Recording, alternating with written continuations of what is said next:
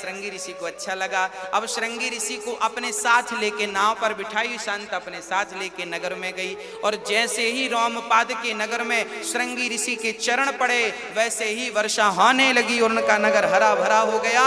तब रोमपाद जी ने अपनी बेटी शांता का विवाह श्रृंगी से कर दिया। ये लो हमारी बेटी को ले लो। तब श्रृंगी ऋषि का विवाह किनसे हुआ? शांता से हुआ। दशरथ जी की बेटी शांता श्रृंगी ऋषि को, यही श्रृंगी जी, दशरथ जी ने कहा श्रृंगी श्रृंगी ऋषि वसिष्ठ बुलावा, श्रृंगी ऋषि वसिष्ठ बुलावा, पुत्र काम शुभ जग करावा, पुत्र काम शुभ जग करावा।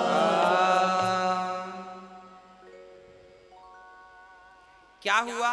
अब दशरथ जी महाराज, अब श्रृंगी ऋषि आए और गुरु वशिष्ठ जी ने यज्ञ कराया। यज्ञ जब हुआ 1 साल तक यज्ञ चला था। कितने वर्ष तक यज्ञ चला? 1 वर्ष तक यज्ञ चला। जब श्रृंगी ऋषि आए, यज्ञ कराया और यज्ञ जब पूरा हुआ तो यज्ञ भगवान प्रकट हो गए। यज्ञ भगवान ने प्रकट होकर क्या दिया? खीर दे दी। खीर खीर दे दी। और खीर जब खाई तो तीनों रानियां गर्भवती हो गईं। खीर का एक भाग कौशल्या को, एक भाग खीर के 2 भाग किए गए। आधा भाग कौशल्या को, आधा के फिर 2 भाग किए गए। तो एक भाग कैकेयी को, एक भाग सुमित्रा को। और कई संत, कई रामायणों में यह भी लिखा है कि खीर के केवल 2 भाग किए गए थे। एक भाग कैकेयी के लिए और एक भाग मां कौशल्या के लिए।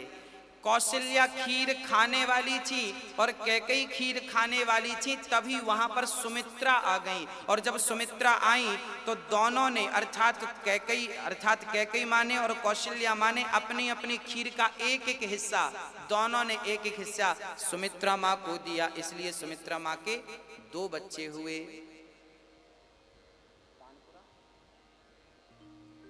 हाँ, अब बड़े प्रेम से, अच्छा खीर खाने से बच्चा पैदा हुआ। ये खीर क्या है? खीर में 3 चीजें होती हैं। क्या क्या होता है खीर में? सबसे पहले तो होता है दूध, फिर चावल, फिर चीनी, शक्कर या मिश्री। हाँ, और तीनों मिल जाएं पर चौथी ना मिले तो भी खीर नहीं बनती। चौथी क्या है? चौथी है अग्नि, आग। दूध हो, चीनी हो, चावल हो, पर आग ना हो तो खीर नहीं बनती। तो ये क्या है जरा समझिएगा। जो दूध है, ये दूध है विशुद्ध ज्ञान। ज्ञान कैसा हो? दूध जैसा निर्मल हो। हाँ, और चावल है कर्म, कर्म करते हैं किसान तब चावल पैदा होते हैं।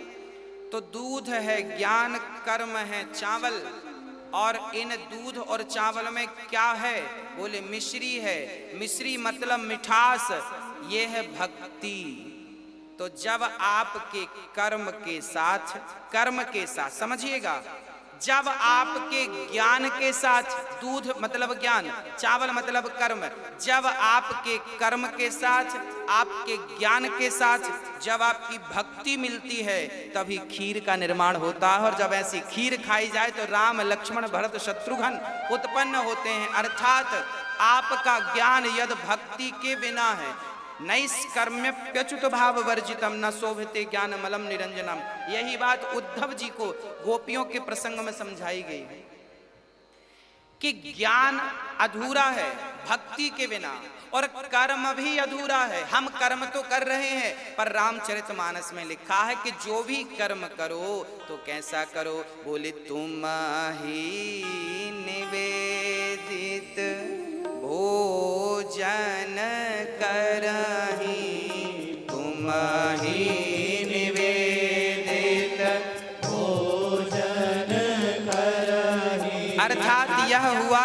जो भी खाएं, जो भी पानी पिएं, जो भी करें वो भगवान को समर्पित करके करो। अर्थात सारे कर्मों को भगवान से जोड़ देना, ज्ञान को जोड़ देना। परंतु भक्ति, ज्ञान और कर्म सब तो है, पर आपने अपने आप को तपाया नहीं है। अच्छा, खटिया में पड़ करके, एसी में रह करके भक्ति नहीं की जा सकती। बोले कामी क्रोधी लालची इन सौ भक्ति न होय, भक्ति करे कोई सूरमा जाति वर्ण कुल खोय।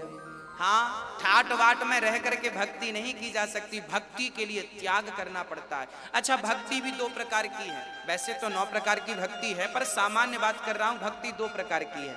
एक भक्ति तो है आपकी अगरबत्ती वाली, एक लोटा जल चढ़ा लिया, सवेरे उठ के 2 अगरबत्ती, ओम जय जगदीश हरे, ये आपको हो गई भक्ति आपकी। सवेरे महाराज जी हम तो रोज अगरबत्ती जलाते हैं। अरे भाई साहब, अगरबत्ती जलानी ही नहीं चाहिए। अगरबत्ती में बांस होता है और हमारे हिंदू धर्म में बांस को नहीं जलाना चाहिए। घर पे अगरबत्ती नहीं लगाना चाहिए, धूप बत्ती जलाना चाहिए। क्या जलाना चाहिए? धूप जलाना चाहिए, अगरबत्ती नहीं जलाना चाहिए। क्योंकि अगरबत्ती में जो बांस होता है वो बांस नहीं जलाना चाहिए। हमारे भारत में, हमारे हिंदू धर्म में बांस को नहीं जलाया जाता। और साइंस भी ये बात मानता है कि बांस को जलाने से बहुत सारा प्रदूषण होता है, इसलिए बांस नहीं जलाया जाता। हमारे यहाँ बांस की पूजा होती है, उसे वंश कहा जाता है, तो वंश को जलाया नहीं जाता। तो धूप बत्ती जलाओ। तो भक्ति लोग 2 प्रकार की करते हैं। एक तो ये वाली है, धूप बत्ती जला दिया, अगरबत्ती जला दिया, लोटा भर जल चढ़ा दिया, वो भी 12 बजे, हो गई भक्ति। एक तो ये है सामान्य लोगों की। एक दूसरी है प्रेम, श्रद्धा से, समय से, नियम से। नियम मतलब हमें रोज ये काम करना है, बिना भगवान की पूजा किए, बिना भगवान की स्तुति किए, बिना भगवान का चिंतन किए हमें भोजन नहीं ग्रहण करना। आप परदेश में हैं तो भी भगवान का चिंतन करके ही सारी सेवाएं स्वीकार करनी है। इस प्रकार हमें नियम बनाने चाहिए। अब श्रृंगी जी ने यज्ञ पूरा किया। अच्छा, खीर खाई माँ कौशल्या ने, पर कैकेयी माँ ना थोड़ा सी आलसी थी। इनको लगा खीर ज्यादा, इन्होंने खीर खा ली, गप गप गप गप खीर खाई। अब खीर खाई तो पेट भर गया, क्योंकि हो सकता पहले से भी कुछ नाश्ता वास्ता कर रखा हो माँ कैकेयी ने। तो खीर खाई तो पेट भर गया। अब उनके कटोरे पर थोड़ी सी खीर बची थी, तो कैकेयी माँ ने सोचा कि खीर बची है थोड़ी सी, हम बाद में खा लेंगे, थोड़ा आराम कर लें। तो जाके लेट गई। लेटी तो नींद लग गई। अब खीर रखी थी, उसी समय उनकी कमरे की खिड़की पर एक बाज पक्षी आया और वो खीर का कटोरा अपने पांव में दबा करके उड़ा। और कहाँ गया उड़ के? उसी समय अंजनी माता जंगल में तपस्या कर रही थी। ये अंजनी कौन है? बोले अहिल्या माता की सुपुत्री का नाम अंजनी था। अंजनी माता, अच्छा राम का जन्म तो होगा और संग संग श्री भक्तराज का भी तो जन्म हो।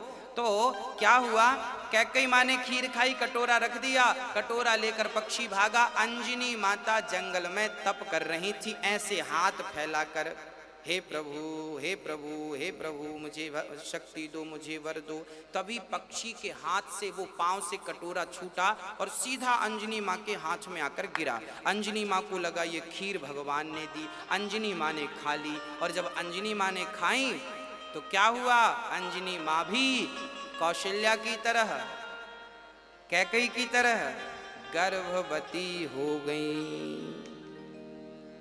और जब गर्भवती हुई तो बड़ा अद्भुत दर्शन है।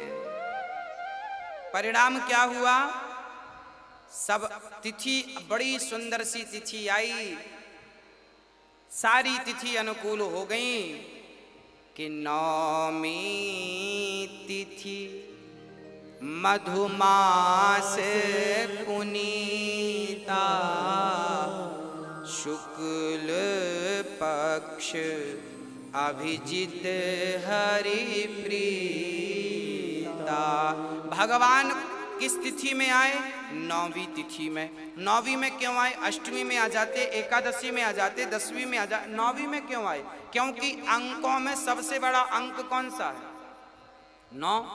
और भगवान ने भी जितने अवतार लिए, इन सारे अवतारों में जो मर्यादा सबसे बड़ी मर्यादा है वो किन की है? राम की है। तो अंक में 9 से कोई बड़ा नहीं और मर्यादा में राम से कोई बड़ा नहीं, इसलिए राम ने 9वीं तिथि चुन ली। 9वीं तिथि मधुमास पुनीता। 9वीं तिथि मधुमास मतलब चैत्र के महीने को मधुमास कहते हैं। 9वीं तिथि मधुमास पुनीता और मध्य दिवस अति शीत न घामा।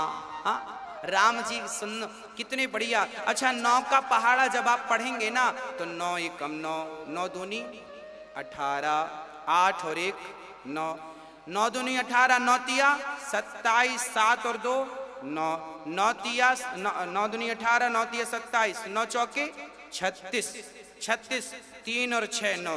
पूरा पहाड़ा पढ़ लीजिएगा आप। 9 का पहाड़ा जब पढ़ेंगे ना तो अंक संख्या 9 ही आएगी, ना तो कम होगा 1 अंक, ना तो ज्यादा होगा 1 अंक।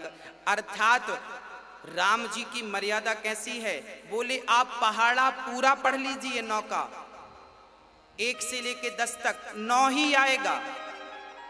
उसी प्रकार राम की मर्यादा ऐसी है कि कैसी भी विषम परिस्थितियां रहें पर राम की मर्यादा तो 9 अंक जैसी है, वो खंडित नहीं होता। जैसे ही 9 अंक खंडित नहीं हुआ, ऐसे राम ने 11,500 वर्ष तक राज्य किया पर राम की मर्यादा कहीं खंडित नहीं हुई। इसलिए राम जी 9 में आए, क्योंकि केवल 9 का ही पहाड़ा ऐसा है जो खंडित नहीं होता। बाकी सारे पहाड़े कम ज्यादा होते रहते हैं, अंक ज्यादा नीचे ऊपर नीचे होते रहते हैं। केवल 9 का पहाड़ा पढ़ने से केवल 9 ही 9 रहेगा, ऊपर से नीचे तक कोई संख्या दूसरी नहीं है। इसलिए राम 9 में आए। 9वीं तिथि मधुमास और दिन के 12 बजे। 12 कब बजते हैं? जब तीनों कांटे, कांटे मतलब सेकंड का कांटा, मिनट का कांटा और घंटे का कांटा, तीनों जब ऊपर ऊर्ध्व मुख हों, ऊर्ध्व पुंड्र की तरफ ऊपर की तरफ होते हैं, और जब तीनों मिलकर एक हो जाते हैं तब राम अवतार होता है। ये 3 क्या है? बोले मैं अरु मोर तोरते माया। मैं अर्थात अहंकार, मेरा अर्थात मोह और ये संसार की माया। जब अहंकार समाप्त कर देंगे आप, जब मोह समाप्त कर देंगे आप और माया को छोड़कर मायापति के चरण पकड़ लेंगे आप, जब आप परमात्मा की ओर देखेंगे, ऊपर की ओर, उसी क्षण परमात्मा आपके हृदय में प्रकट हो जाएंगे, जैसे अवध में कौशल्या के गर्भ से प्रकट हो गए। हाँ, आप संसार का त्याग करिए तो सही, परमात्मा तो प्रकट होने को तैयार हैं। हाँ, तो भगवान ठीक 12 बजे प्रकट हो गए। मध्य दिवस, न शीत न घामा, न सर्दी थी न गर्मी थी, और बड़े प्रेम से ठाकुर जी मेरे राघव प्रकट हो गए। और जैसे ही प्रकट भये तो प्रकट हुए तो कौशल्या माँ ने देखा शंख चक्र गदा पद्म लेकर भगवान नारायण प्रकट हो गए। शंख चक्र चतुर्भुज रूप में कौशल्या ने देखा, आप कौन हैं? राम जी बोले मैया आपका बेटा हूं। कौशल्या जी बोली राम राम, इतना लंबा चौड़ा बेटा, मैं क्या करूंगी इतना बड़ा बेटा का, और तुम इतने बड़े हो और कल तुम्हारी शादी करूंगी तो इतनी लंबी बहू कहाँ मिलेगी एक दिन की? तुम तो एक दिन में इतने बड़े हो गए, तो हमें इतना बड़ा बेटा ना चाहिए, तब क्या करूं माँ? तब माँ कौशल्या ने कहा भय प्रगट। गोस्वामी जी गा रहे हैं, और क्या गा रहे हैं जरा सुनिएगा कि भय प्रगट कृपाला दीन दयाला कौशल्या हितकारी हर्षित महतारी मुनि मनहारी अद्भुत रूप निहारी पूजन अभिराम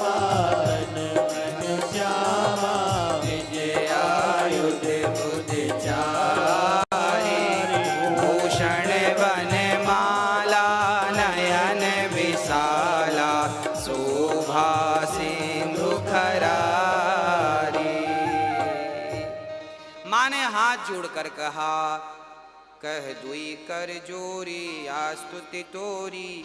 हे प्रभु, मैं आपकी स्तुति करती हूँ, आप ये रूप त्याग कर मुझे छोटे से राम बन कर के मिल जाओ। चार हाथ थे, चार हाथ इसीलिए लेकर प्रकट हुए कि चार